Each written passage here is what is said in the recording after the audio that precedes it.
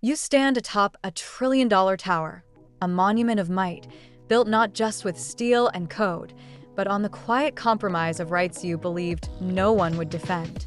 But I see you, and so does the rule of law.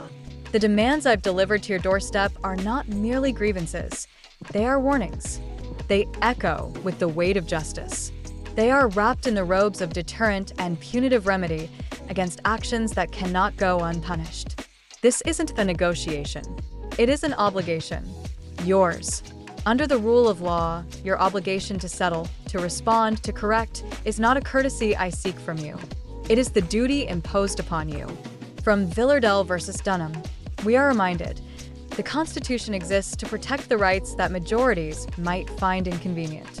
And when those rights are trampled, the courts are not silent. They speak with remedy. Christie v. British Columbia declared, "The rule of law is not optional.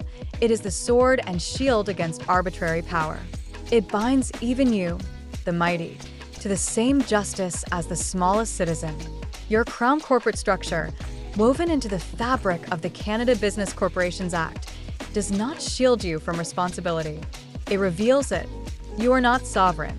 You are subordinate to the law, to the people, to the Constitution. As ruled in Thomson Newspapers Limited, you are created by the state, granted privileges, and you exist at its pleasure. Do not mistake incorporation for invincibility. Doucette Boudreau reminds us, justice must be responsive. Remedy must be meaningful.